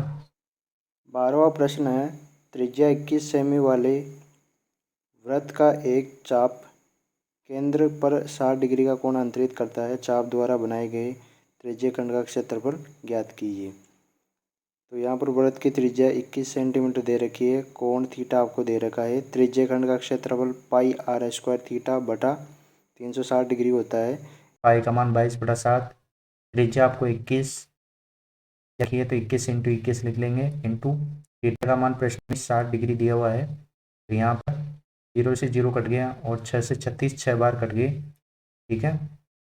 7 से ये 3 बार कट जाएगा, यहाँ पर 3 रह जाएगा, 3 से ये कट जाएगा 2 बार, ठीक है, और 2 से 22 कट जाएगा 11 बार, ठीक है। तो क्या बचेगा 21 और 11, तो यहाँ पर 11 को 21 से गुणा करेंगे तो ये आ जाएगा 231 वर्ग सेमी। चाप द्वारा बनाए गए त्रिज्यीय खंड का क्षेत्रफल कितना आ जाएगा, 231 वर्ग सेंटीमीटर। 13वां प्रश्न है, एक लंबवर्तीय बेलन के आधार का क्षेत्रफल 154 सेंटीमीटर है तथा इसकी ऊंचाई 15 सेमी है, इसका वक्र पृष्ठीय क्षेत्रफल ज्ञात कीजिए। जो बेलन होता है ना, उसका जो आधार होता है, आधार क्या होता है बेलन का, आधार होता है वृत्त, बेलन का जो आधार होता है वो वृत्त होता है, ध्यान रखना आप। लंबवर्तीय बेलन के आधार का क्षेत्रफल 154 सेंटीमीटर आपको दिया हुआ है, यानी कि ये किसके बराबर है, पाई आर स्क्वायर के, क्योंकि बेलन का आधार वृत्त के क्षेत्रफल के बराबर होता है। तो 154 है, पाई का मान यहाँ पर 22/7 रख लेंगे, 7 को गुणा कर देंगे 154 से और 22 का भाग दे देंगे। यहाँ पर 7 इंटू 7 आ जाएगा, तो 7 स्क्वायर हो जाएगा। यहाँ पर आर स्क्वायर है, स्क्वायर से स्क्वायर कैंसिल, आर का मान 7 यहाँ पर आ जाएगा, यानी कि दोनों तरफ वर्गमूल लेते हैं, इस वजह से आर का मान 7 आ जाता है। ऊंचाई प्रश्न में आपको दी हुई है 15 सेंटीमीटर, ठीक है ना। ऊंचाई आपको प्रश्न में दी हुई है 15 सेंटीमीटर। बेलन का वक्र पृष्ठीय क्षेत्रफल होता है 2πr/h, ये सूत्र होता है वक्र पृष्ठीय क्षेत्रफल का, ठीक है ना। और संपूर्ण पृष्ठीय क्षेत्रफल का ये होता है, ठीक है। तो यहाँ पर ये वाला सूत्र प्रयोग लेंगे वक्र पृष्ठीय क्षेत्रफल के लिए। यहाँ पर 2 पाई का मान 22/7, आर यहाँ पर दिया हुआ है आपको प्रश्न में नहीं दिया है, यहाँ से हमने निकाला है यहाँ पर, ठीक है।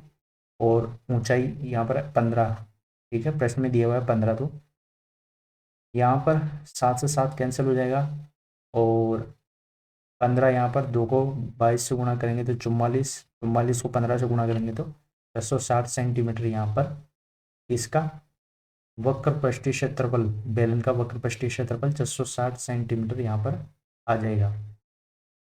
14वां प्रश्न था, इसमें माध्य ज्ञात करना था आपको, बहुत ही आसान प्रश्न था ये भी। यहाँ पर क्या ज्ञात करना था, पहले तो बारंबारता को जोड़ लेते, ये आती 44 आपकी, ठीक है, सिग्मा एफ, इसे एन भी कर देते हैं कई बार, तो ये 44 आ जाती। और यहाँ पर गुणा करते तो ये 5 को 8 से गुणा करते 40, 6 को 6 से गुणा करते तो 36, 12 को 7 से गुणा करते या 7 को 12 से करते तो 84, 7 को 8 से गुणा करते तो 56, 9 को 45 से गुणा करते तो 9 को 5 से गुणा करते 45, 10 को 60 से करते, 10 को 6 से करते तो 60, यहाँ पर इस प्रकार से आ जाते। इनको सभी को जोड़ लेते तो सिग्मा एफ एक्स, यानी कि ये जो दोनों का गुणा हमने किया, सिग्मा एफ एक्स जोड़ने के बाद में ये आ जाता 321। माध्य का फॉर्मूला होता है sigma F x upon sigma F, तो यहाँ पर 321/44, 44 का भाग इसमें देते तो ये आ जाता 7.3, ठीक है। माध्य कितना आ जाता है इसमें, इस बारंबारता बंधन का 7.30, इस प्रकार से माध्य यहाँ पर आ जाता। अगला प्रश्न देखते हैं 15वां।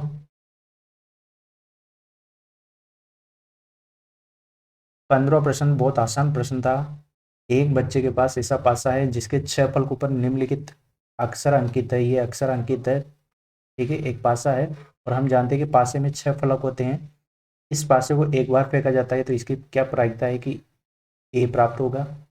दूसरा प्रश्न था, इसमें डी प्राप्त होगा। कुल फलक कितने होते हैं, 6 फलक होते हैं, ए प्राप्त होगा। इसमें ए कितनी बार आ रहा है आप देखेंगे, यहाँ पर एक यहाँ पर आ रहा है और एक यहाँ पर आ रहा है, तो ए कितनी बार आ रहा है, एक प्राप्त होने की अनुकूल स्थितियाँ कितनी है, 2 है। तो अनुकूल स्थितियाँ बटा कुल स्थितियाँ या कुल फलक आप कुछ भी लिख सकते हो। 2/6, 2 से कैंसिल हो जाएगा, 1/3 यहाँ पर ये आ जाएंगे कैंसिल आउट होने के बाद में, यानी कि एक प्राप्त होने की प्रायिकता 1/3 है।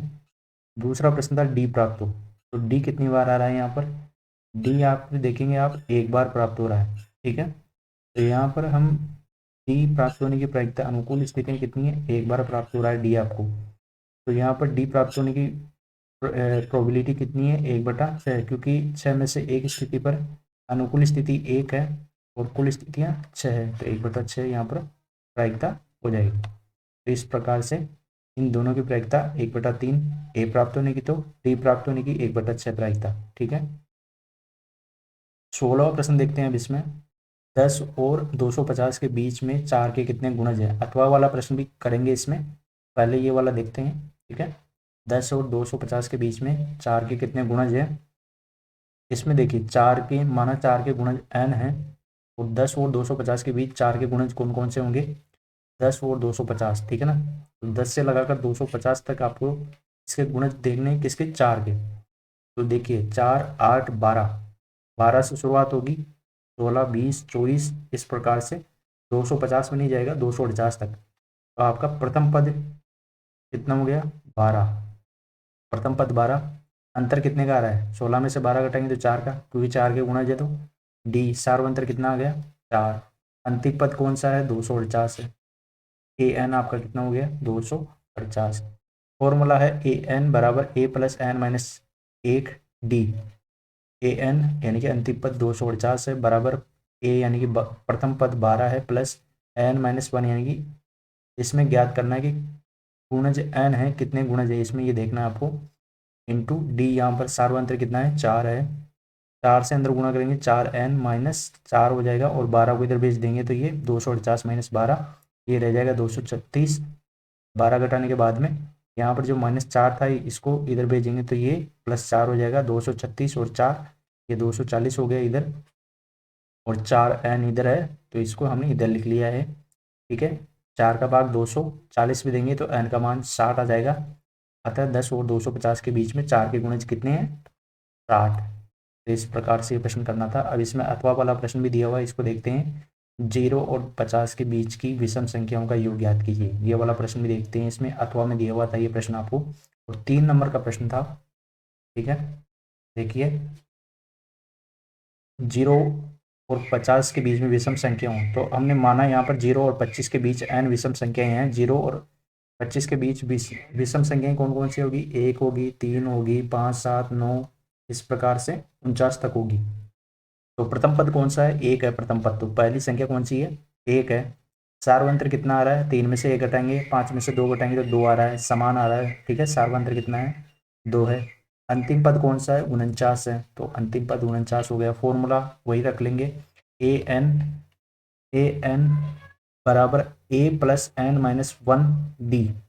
अंतिम पद 49 है, यहाँ पर देख सकते हो आप, अंतिम पद कितना है, 49 है। तो यहाँ पर आप देख सकते हो कि अंतिम पद 49 है, अंतिम पद 49 है, और प्रथम पद 1 है, n माइनस 1, डी का मान कितना है, 2 है। यहाँ पर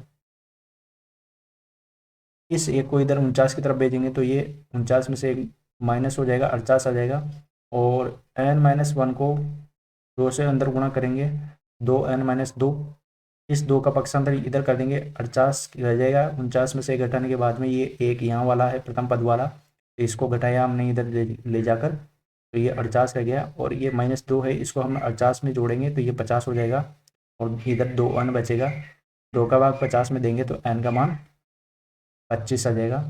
0 और 50 के बीच की विषम संख्याओं का योग, ये प्रश्न में ये पूछा है आपको कि 0 से 50 तक के बीच की विषम संख्याओं का योग कितना है। तो योग के लिए फॉर्मूला है हमारे पास s बराबर n/2, ब्रैकेट में प्रथम पद प्लस अंतिम पद।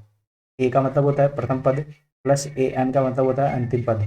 तो यहाँ पर हमारे पास s बराबर n कितने आया, 25, 25/2।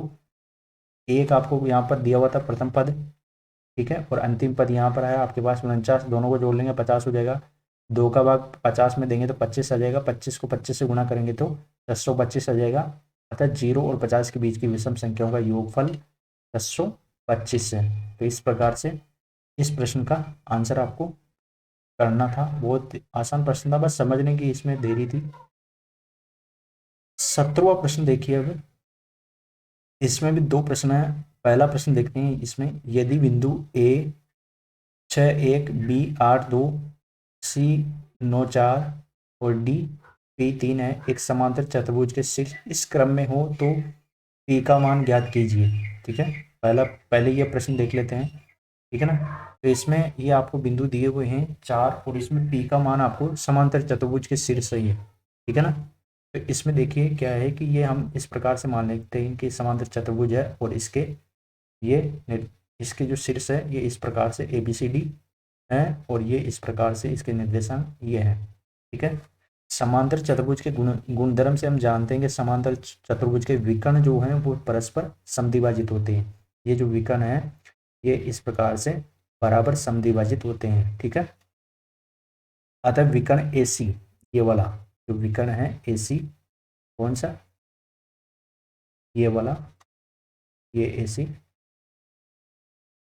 विकर्ण AC के मध्य बिंदु के निर्देशांक, और ये BD, ठीक है, PD या DB, ठीक है, ये जो मध्य बिंदु के निर्देशांक है ये दोनों बराबर है, यानी कि ये जो बिंदु है ना इसके निर्देशांक दोनों के लिए समान होंगे।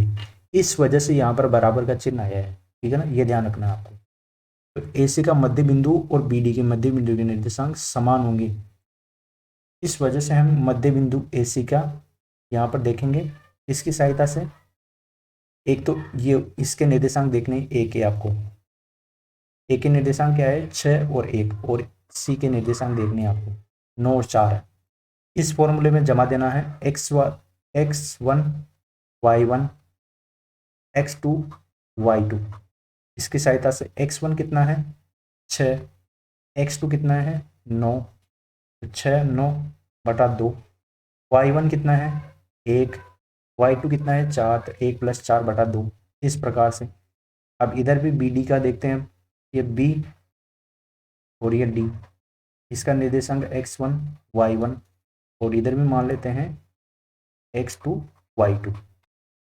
तो x1 कितना है, x1 8 है और x2 p है, तो 8 + p बटा 2। y1 कितना है 2 है, y2 3 है, तो 2 बटा 3, 2 + 3 बटा 2। यहाँ पर इन्हें जोड़ेंगे तो 6 में 9 जोड़ा तो 15, 15 बटा 2, और यहाँ पर 5 बटा 2, यहाँ पर 8 p बटा 2, और यहाँ पर 2 को 3 से जोड़ा 5 बटा 2, 5 बटा 2 से 5 बटा 2 कैंसिल हो गया। यहाँ पर इधर बचा 15 बटा 2, और यहाँ पर बचा ये 8 + p बटा 2।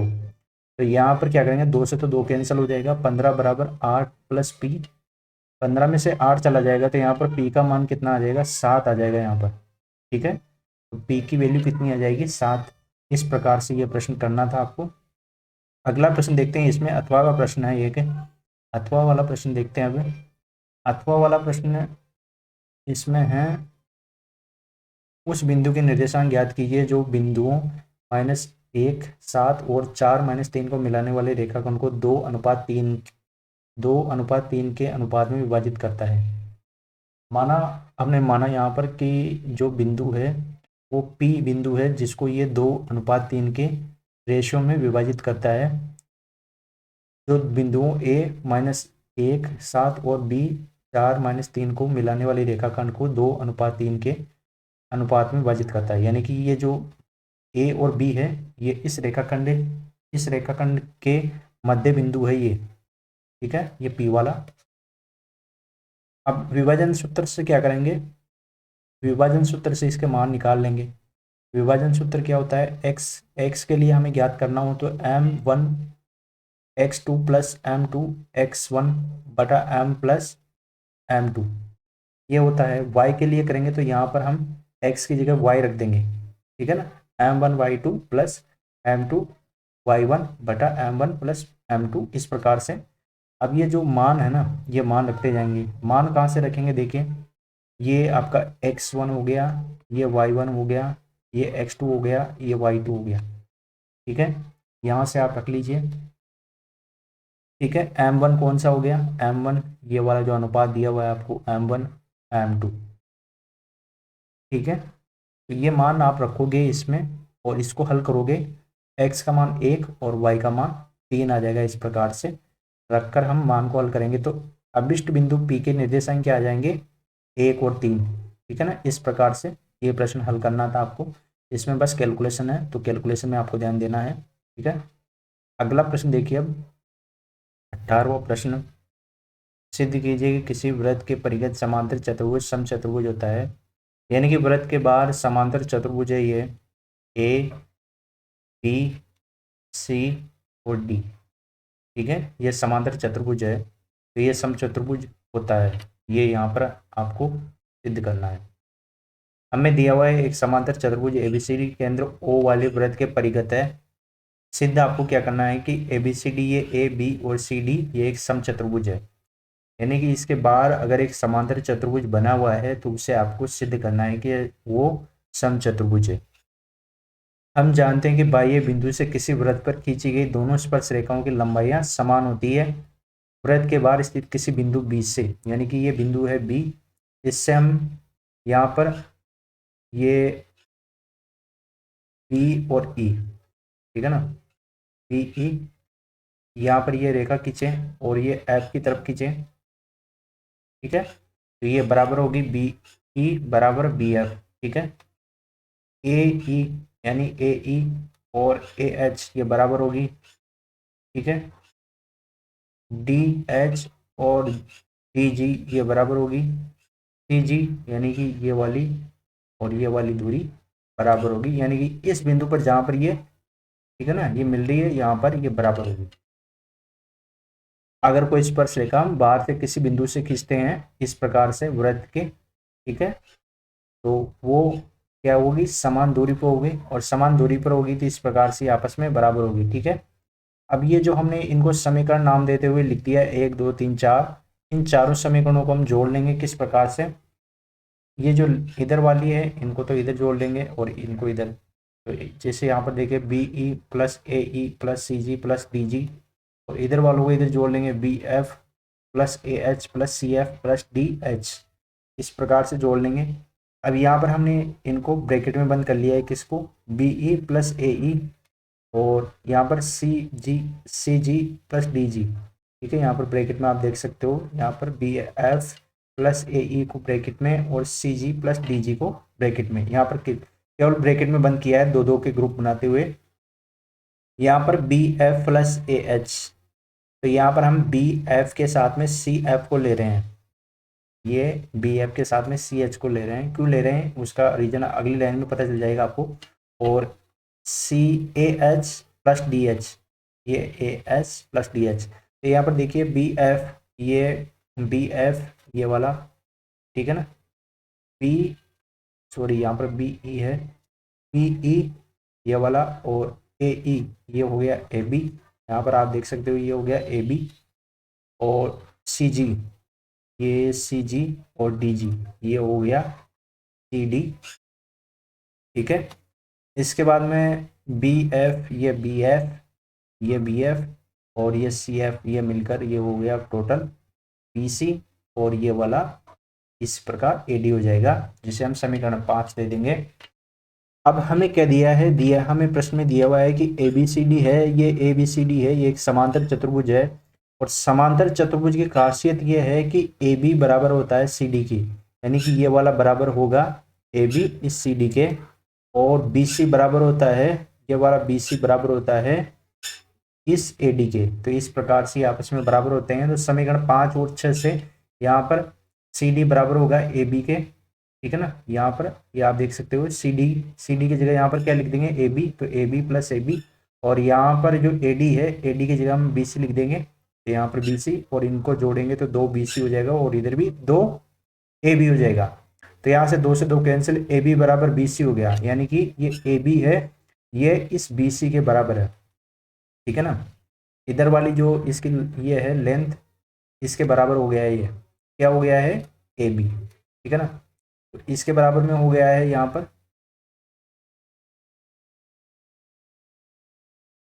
ये यहाँ पर क्या हो गया है AB बराबर, ये वाला AB बराबर हो गया है ये इसके BC के, ठीक है। यहाँ पर हमने देखा, इसीलिए AB बराबर BC बराबर CD प्लस AD, यानी कि ये बराबर हो गया, तो ये AB बराबर हो गया किसके, BC के, तो BC बराबर हो जाएगा CD के, CD बराबर हो जाएगा AD के, तो इस प्रकार से ये आपस में चारों बराबर हो जाएगी, और चारों बराबर हो गई, चारों भुजाएं बराबर हो गई, तो वो कौन सा त्रिभुज हो गया, पता है ABC, ABCD एक समचतुर्भुज है। तो इस प्रकार से हम कह देंगे लास्ट में कि अतः चारों भुजाएं हमने बराबर कर दी है, इस वजह से अब समचतुर्भुज है। तो इस प्रकार से यह प्रश्न आपको करना था, ठीक है। अगला प्रश्न देखते हैं अब इसमें।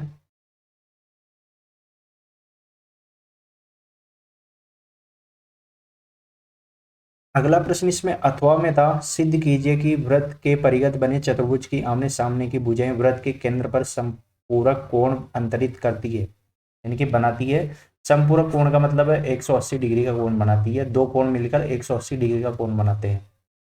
तो ये जो अथवा में है ये प्रश्न, और इससे पहले वाला, ये दोनों प्रश्न मैंने यहाँ पर आपको बताए थे। किसमें बताए थे, मैंने यहाँ पर कंप्लीट पूरी बुक के यहाँ पर सॉल्यूशन जो टिक लगवाए थे इंपॉर्टेंट क्वेश्चन को, इंपॉर्टेंट क्वेश्चन में ये दोनों क्वेश्चन शामिल थे, अगर आपने देखे होंगे तो, ठीक है ना। यहाँ पर देखिए ये प्रश्न किस प्रकार से सिद्ध करना है वृत्त के परिगत यानी कि वृत्त के बाहर बने चतुर्भुज के आमने सामने की भुजाएं वृत्त के केंद्र पर समपूरक कोण अंतरित करती है। हमें क्या दिया हुआ है, केंद्र O वाले वृत्त के परिगत बने चतुर्भुज पी क्यू आर एस, इस प्रकार से पी क्यू आर और एस इस प्रकार से ये बना हुआ है, जिसकी भुजाएं पी क्यू और क्यू आर और आर एस और एस पी इस प्रकार से हैं, और इनके स्पर्श इसको स्पर्श करती हुई ये बिंदु इस प्रकार से अंकित है, यानी कि एल एम एन टी ये स्पर्श रेखाएं हैं। किसकी ये स्पर्श रेखाएं, इस वृत्त की स्पर्श रेखाएं हैं।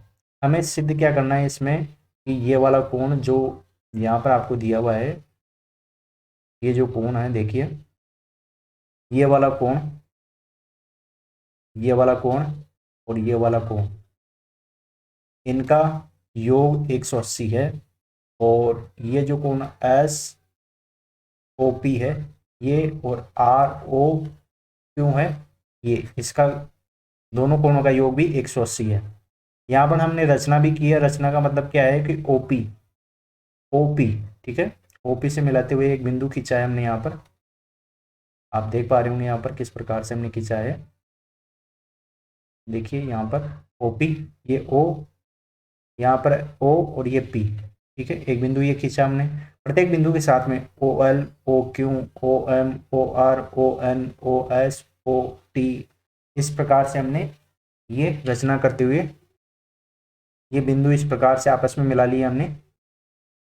अब बाह्य बिंदु से किसी वृत्त पर खींची गई दो स्पर्श रेखाओं केंद्र पर समान कोण अंतरित करती है, यानी कि बाह्य बिंदु से ये बाहर का बिंदु है कोई, ठीक है ना, ये P मान लेते हैं जैसे, ठीक है, तो P से किसी वृत्त, ठीक है, किसी वृत्त पर खींची गई दो स्पर्श रेखाएं केंद्र पर बाह्य बिंदु से स्पर्श रेखाएं ये खींची है एक तो, और एक ये खींची है हमने, ठीक है, तो ये समान कोण अंतरित करती है। कौन सा कोण, ठीक है, बाह्य बिंदु से किसी वृत्त पर खींची गई दो स्पर्श रेखाएं केंद्र पर समान कोण अंतरित करती है, यानी कि कोण 2 और कोण 3 बराबर है, ठीक है ना, ये कोण 2 और ये कोण 3 ये आपस में बराबर है, क्योंकि ये इस बिंदु से ये स्पर्श रेखाएं खींची है हमने, तो ये यहाँ पर एक क्या बना रही है, 90 डिग्री का कोण बना रही है ना। ये आपस में बराबर क्यों है, क्योंकि ये 90 डिग्री का कोण बना रही है यहाँ से, ठीक है। और इसके बाद में आप 4 और 5 को देखेंगे कोण, तो ये भी यहाँ पर समकोण है दोनों आपस में, इस वजह से बराबर है। ये भी 6 और 7 ये भी समकोण है, और 8 और 7 और 8 ये भी समकोण है, और 5 और 6, ठीक है ना, एक 8 और 1 समकोण है, एक ही बात है, वो कैसे भी ले लीजिए आप, ठीक है। लेकिन यहाँ पर जो बिंदु बाह्य बिंदु लिया है हमने, क्यों वाला लिया है, और क्यों से यहाँ पर स्पर्श रेखा खींची हमने, फिर यहाँ पर खींची, ठीक है ना, जैसे कि अभी हमने पिछला प्रश्न भी देखा है। और केंद्र पर समान कोण अंतरित है, तो इससे ये समान कोण बनेंगे यहाँ पर ये दोनों, ठीक है ना। तो कोण 2 और कोण 3 बराबर है, कोण 4 और 5 बराबर है, 6 और 7 बराबर है, और 8 और 1 कोण बराबर है। अब हम जानते हैं कि किसी एक बिंदु पर सभी कोणों का योग कितना होता है, 360 डिग्री होता है। तो सारे कोण कितने बन रहे हैं, इसमें कुल 8 कोण बन रहे हैं, तो 8 को कोणों को जोड़ लेंगे यहाँ पर, क्योंकि एक बिंदु पर जो सभी कोण बनते हैं उनका योग 360 होता है। यहाँ पर जो दिया होगा उसके आधार पर लिख लेंगे, जैसे कोण 2 बराबर है कोण 3 के, तो कोण 3 की जगह हम 2 लिख लेंगे यहाँ पर, कोण 4 की जगह हम यहाँ पर कोण 5 लिख लिया हमने, कोण 6 कोण 7 की जगह हमने 6 लिख लिया है, यहाँ पर आप देख सकते हो, ठीक है। तो इस प्रकार से हमने लिख लिया है सारे के सारे कोण। अब इन्हें जोड़ देंगे, तो जोड़ेंगे तो ये इस प्रकार से कोण 1 1 मतलब 2 2 2 के जोड़े में हो जाएगा। तो इस प्रकार से ये यहाँ पर आप देख सकते हो, ये इस प्रकार से दो बार आ जाएगा, और प्रत्येक 2 2 बार आया है, इस वजह से अंतर्गत ये कोण रह जाएगा। तो ये इस प्रकार से बदल गए हैं सारे के सारे। यहाँ पर आप देख पाएंगे कि ये जो कोण है ये सारे के सारे क्या हो गए हैं, डबल हो गए हैं। डबल होते हैं यहाँ पर 2 से 2 को हमने कॉमन ले लिया इनमें, यहाँ पर आप देख सकते हो डबल डबल हो गए। तो ये हमने 2 कॉमन ले लिए यहाँ पर, और ये सारे कोण इस प्रकार से अंतर 360 राइट हैंड साइड में, 2 का भाग हम 360 में देते हैं तो 180 आता है। यहाँ पर कोण 1 और कोण 2 क्या है, चित्र में अगर आप देखेंगे तो ये P और Q कोण कोण 1 और 2 को देखेंगे तो ये क्या है, ये देखिए ये वाला है कोण पी और क्यू, 1 और 2, ठीक है। और इसी प्रकार से एस ओ आर देखेंगे तो 5 और 6, एस ओ आर, ये एस और ये आर, ये कोण 5 और 6 हो गया, ये वाला दोनों का योग कितना है, क्योंकि 90 डिग्री है ये, तो 90 90 180, इस प्रकार से है ये, ठीक है। तो यहाँ पर देखेंगे आप कि ये 90, ठीक है ना, दोनों कोण 90 और 90 180 डिग्री हो गया। इसी प्रकार कोण एस ओ पी प्लस कोण आर ओ पी 180 डिग्री, यानी कि ये जिस प्रकार से 180 डिग्री हुए हैं उसी प्रकार से कोण एस ओ पी प्लस कोण आर ओ क्यू बराबर 180 डिग्री हो जाएगा। अतः वृत्त के परिगत बने चतुर्भुज के आमने सामने की भुजाएं केंद्र पर समपूरक कोण अंतरित करती है। ये कैसे पता चला हमें, क्योंकि इन दोनों कोणों का योग क्या आ गया है, 180 डिग्री 180 डिग्री आ गया है, जो कि हमें यहाँ पर समपूरक कोणों के रूप में बताना था। तो यहाँ पर 180 डिग्री इनका मान आ गया है, तो यहाँ पर ये आपस में बन गए हैं, क्या बन गए हैं, वर्त के परिगत बने चतुर्भुज के आमने सामने की भुजाएं केंद्र पर समपूरक कोण बनाती है, ठीक है। तो इस प्रकार से ये प्रश्न करना था आपको, बोर्ड एग्जाम में ये प्रश्न इस प्रकार से करना था, अथवा में था ये प्रश्न। तो अगर इससे पहले वाला प्रश्न कर लिया था तो बहुत अच्छा है, ये थोड़ा टिपिकल प्रश्न लग रहा है, इससे पहले वाला आसान प्रश्न था।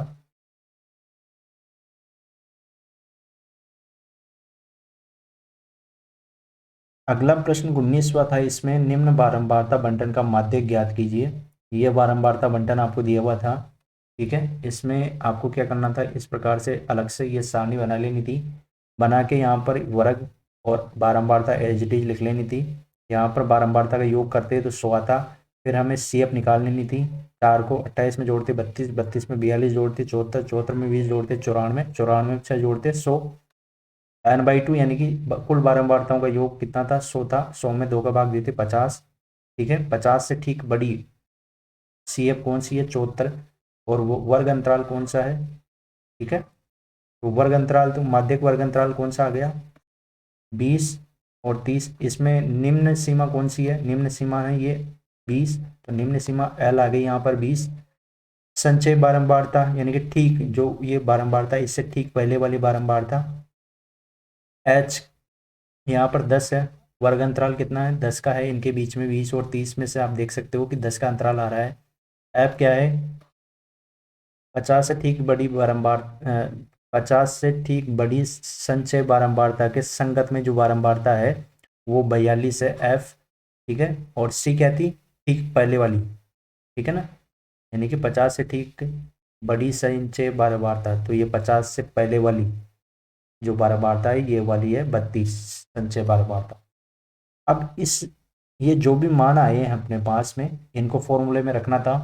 फॉर्मूला क्या होता है माध्यक या माध्यिका का, L plus n/2 minus C upon F into H।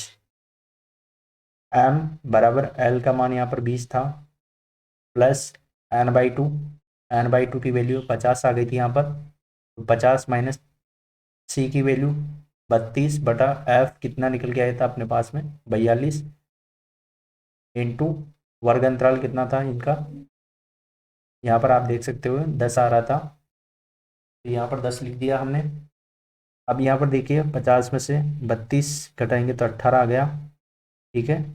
18 और यहाँ पर थे 42, 6 से कैंसिल आउट हो जाते, तो ऊपर आपका जो 32 से घटाने के बाद में बचता आपके पास में 18, 18 में 6 का भाग देते 3 बच जाता, और 42 में देते 6 का भाग तो 7 शेष रह जाता। ऊपर जो 3 रहता है उसको 10 से गुणा करते तो 30 हो जाता है, 30 में 7 का भाग देते तो 4.285 आ जाते, ठीक है। और इसको जोड़ते आपस में तो ये आ जाता 24.29, यहाँ पर माध्यिका निकल के आ जाती इस बारंबारता बंटन की। तो ये प्रश्न बारंबारता बंटन का इस प्रकार से करना था, बढ़िया प्रश्न था, 3 नंबर का प्रश्न था। अब इसमें अथवा वाला प्रश्न भी आया था, इसमें अथवा वाला प्रश्न बहुत आसान प्रश्न था ये तो, क्योंकि इसमें माध्य के लिए पूछा था। तो माध्य क्या था, ये टेबल आपको दी हुई थी, ये यहाँ पर ऐप को बारंबारताओं को जोड़ते, तो ये देखिए यहाँ पर बारंबारताओं को जोड़ते 6 और 4 10, 13 और 2 15 प्लस के 15 प्लस के एफ एक्स, इसको गुणा करते 5 को 6 से 30, 15 को 4 से 60, 25 को 3 से 75, 35 को के को यहाँ पर गुणा कर रहे हैं, ठीक है ना। 35 के हो जाता, 45 को 2 से करते 90, इनको जोड़ते 30 और 60 90, 90 और यहाँ पर 90 है, तो ये हो गया 180, 180 में 75 जोड़ते तो 255 प्लस 35 के, क्योंकि यहाँ पर के आ रहा है साथ में तो ये जुड़ता नहीं, ये अलग रहता है इस प्रकार से। 255 प्लस 35 के आ जाता। माध्य का सूत्र होता है sigma F x upon sigma F, यहाँ पर माध्य आपको प्रश्न में ही दिया हुआ है 21.5, ठीक है। इसे हम क्या लिख लेंगे 43/2 लिख लेंगे, क्योंकि यहाँ पर दशमलव के रूप में हमें हल करने में थोड़ी परेशानी नहीं आती, इस वजह से हमने इस प्रकार से लिख लिया है। और यहाँ पर हमें इससे गुणा करते हुए लिख दिया है, किससे 15 प्लस के से, क्योंकि इसका वर्गमूल करेंगे 21 की तरफ, तो यहाँ पर इसे हमने 43/2 इंटू 15 से किया पहले, प्लस 43/2 फिर के से कर दिया इस प्रकार से, बराबर। राइट हैंड साइड में तो आपका ये 255 प्लस 35 के एज इट इज आ जाता, और इसके नीचे वाले को इधर गुणा कर दिया हमने। इसके बाद में यहाँ पर आप देखेंगे कि हम क्या किया है, हमने यहाँ पर 43 को गुणा किया है 55 से, तो ये 645 आ गया बटा 2, यहाँ पर 255 था, इसको इधर ले आए और 43/2 के को इधर ले गए इस प्रकार से। यहाँ पर 2 से गुणा करेंगे 255 को, तो ये आ जाएगा 510, तो यहाँ पर 645 माइनस 510/2, और इधर 2 से गुणा करेंगे तो 35 के को 2 से गुणा किया तो 70 के माइनस 43 के बटा 2, नीचे 2 से 2 कैंसिल हो गया, यहाँ पर घटाएंगे तो ये आ जाता है 135, ठीक है ना। यहाँ पर आपने अगर इसे घटाते तो 135 आ जाता, और इधर आप घटाओगे तो 27 आ जाएगा। 27 का भाग 135 में दोगे आप, तो ये आ जाएगा 5, यानी के का मान कितना है 5, के का मान निकालना था इस प्रकार से। तो दोनों प्रश्नों में से आप कोई सा भी प्रश्न कर सकते थे जो भी आपको आ रहा था, दोनों प्रश्न आसान थे अगर आपको फॉर्मूले याद थे तो, ठीक है।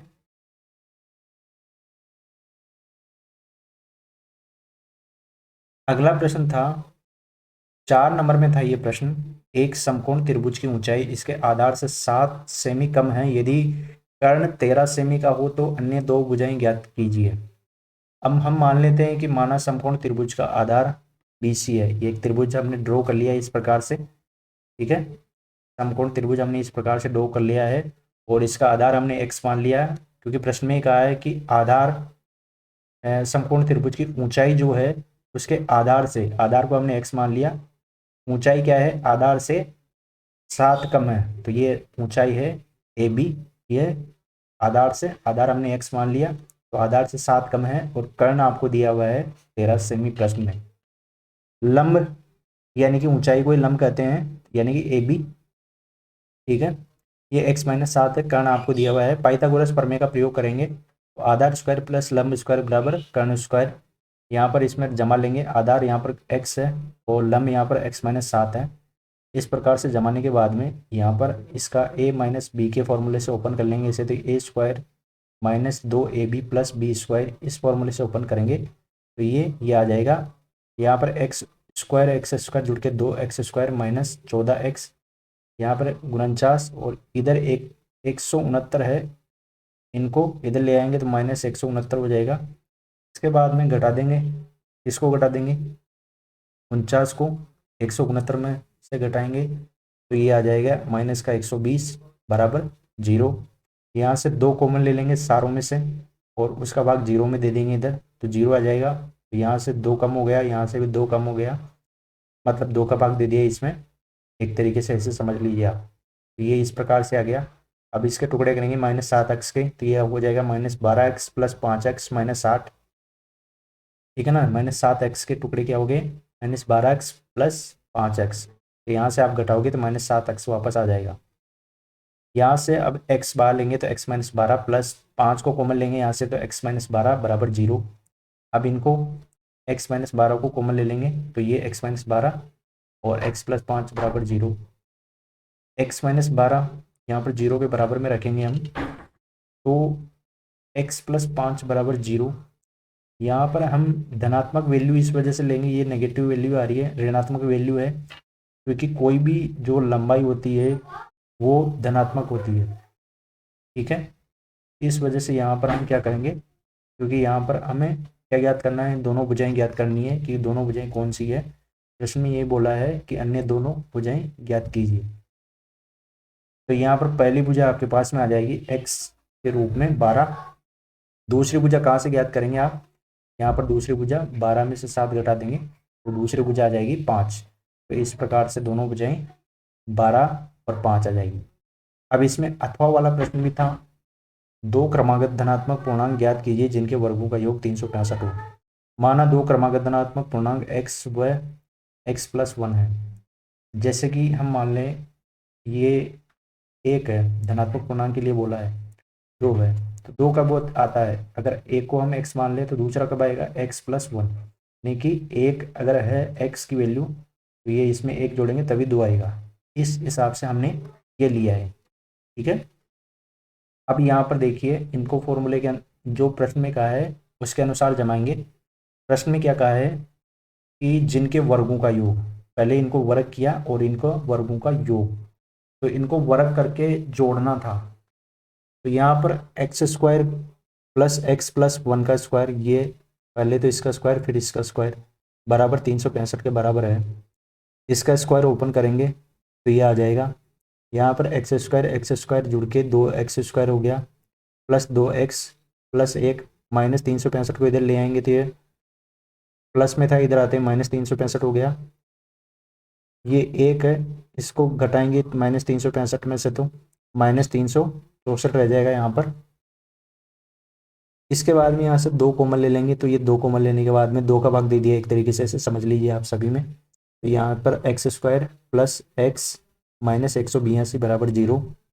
इसके नीचे देखेंगे, अब यहाँ पर जो x बच रहा है इसके फैक्टर करेंगे इस वाले प्लस x के, तो +14 माइनस 13, ठीक है। इस प्रकार से फैक्टर करेंगे तो यहाँ से कॉमन लेंगे, क्या कॉमन आएगा, 2 के जोड़ों में से यहाँ पर x कॉमन आ जाएगा, x को बाहर ले लिया हमने, x +14 माइनस यहाँ से 13, यहाँ से 13 बाहर लेंगे माइनस के 13, तो x +14 ब्रैकेट में आ जाएगा। ब्रैकेट वालों को बाहर ले लेंगे तो ब्रैकेट को बाहर लेते हैं, x +14 को बाहर लेते हैं, x माइनस ये x माइनस के 13, इस प्रकार से आ जाएगा।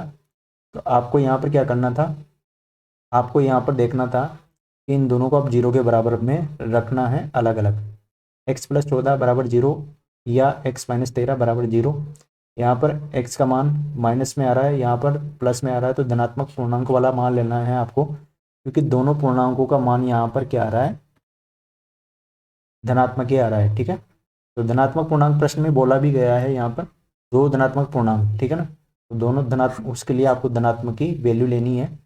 पहला अगर आपके पास 13 आ गया है तो 13 में 1 जोड़ेंगे तो कितना आ जाएगा, 14। तो दोनों पूर्णांक कौन से हैं, 13 व 14।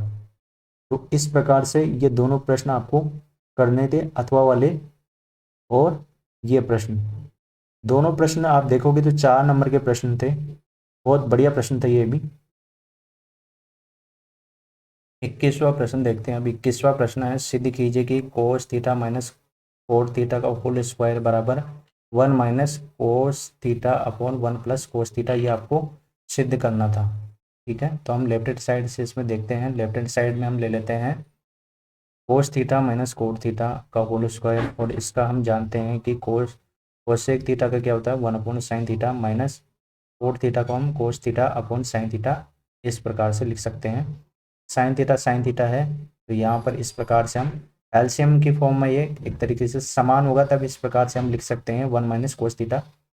यहाँ पर ये बन जाएगा, जब इन्हें अलग अलग कर देंगे हम, यानी कि ये ऊपर अलग कर देंगे, इसको जो घात है इसको 1 माइनस कोस थीटा का होल स्क्वायर और नीचे साइन स्क्वायर थीटा, इस प्रकार से आ जाएगा, ठीक है। तो यहाँ पर जो नीचे साइन स्क्वायर थीटा है ये तो बन जाएगा 1 माइनस कोस स्क्वायर थीटा, इसके सहायता से यहाँ पर देख सकते हो, इसके सहायता से ये बन जाएगा, और ऊपर ये है। यहाँ पर क्या होगा कि ये फॉर्मूला है एक, कौन सा फॉर्मूला है, ए स्क्वायर माइनस बी स्क्वायर, इस फॉर्मूले के अनुसार ए plus B A minus B, ठीक है। इस रूप में ए plus B A minus B इस तरीके से आ जाएगा ये। और यहाँ पर आप देखेंगे कि ये माइनस वाला एक माइनस वाले से कैंसिल हो जाएगा, ऊपर क्या बचेगा फिर, इसकी घात 2 है तो एक शेष रह जाएगा 1 माइनस कोस थीटा, तो 1 माइनस कोस थीटा और नीचे 1 प्लस कोस थीटा वाला आ जाएगा, जो कि आपको राइट हैंड साइड में लाना था। आपका left hand side equal to right hand side आ गया है। इतना सा प्रश्न था ये 4 नंबर में, ठीक है। तो इसमें 2 सर्व समीकरण काम में आई है, ये वाली एक तो, ठीक है, और एक ये फॉर्मूला काम में आया है, ठीक है। आप देख सकते हो हमने लिखा भी है यहाँ पे। इसमें अथवा वाला प्रश्न था एक, तो इसमें हम चल रहे हैं लेफ्ट हैंड साइड से, ये दिया हुआ है आपको, ये पूरा लेफ्ट हैंड साइड था आपको, और राइट हैंड साइड में आपके 1 लाना था। तो यहाँ पर ये इस प्रकार से लिखा हुआ है।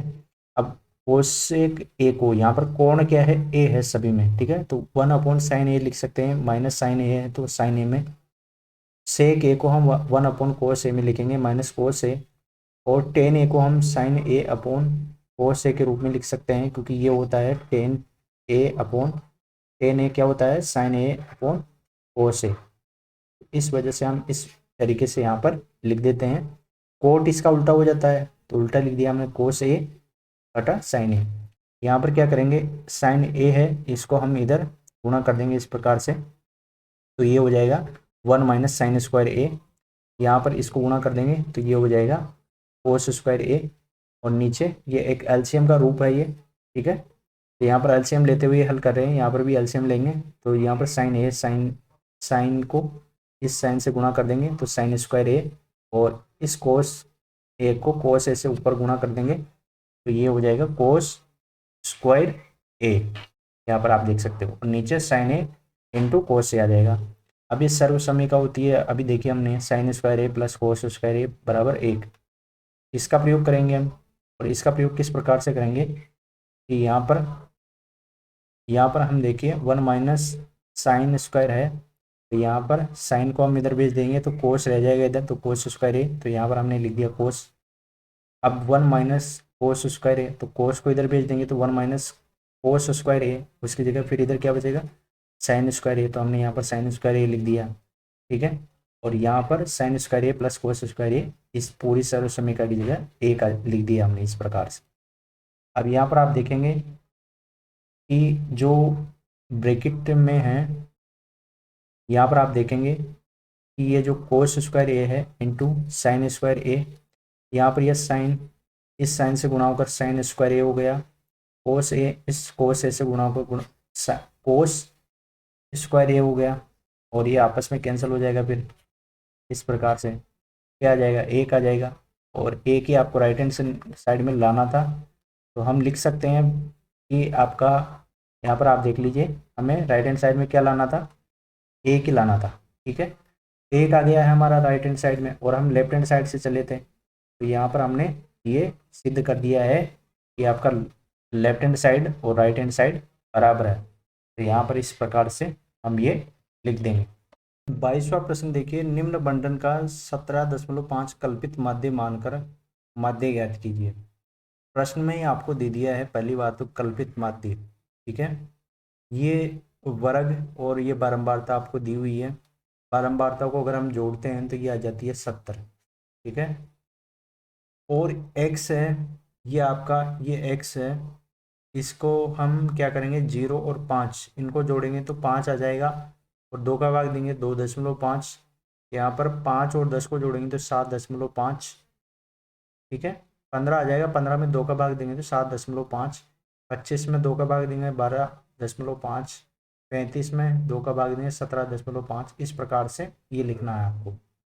और डी क्या लिखना है, यहाँ पर डी क्या है, एक्स, ये वाला एक्स है, इसमें से क्या घटाना है, ये कल्पित माध्य ए घटाना है, ठीक है। कल्पित माध्य कितना माना है, एक्स माइनस ए, डी क्या होता है, डी होता है एक्स माइनस ए क्या है कल्पित माध्य, एक्स क्या है, ये आपको जो पहले दिया हुआ है ना, एक्स हमने ये निकाला है अभी, ये सारे एक्स हैं, एक्स की वैल्यू ये है, तो ये घटानी है अब आपको किसमें, 17.5 में, इसमें से घटाएंगे -15, इसमें से घटाएंगे -10, इसमें से घटाएंगे -5, इसमें से घटाएंगे 0, इसमें से घटाएंगे 5, और इसमें से घटाएंगे 10, ये आ गई है डी।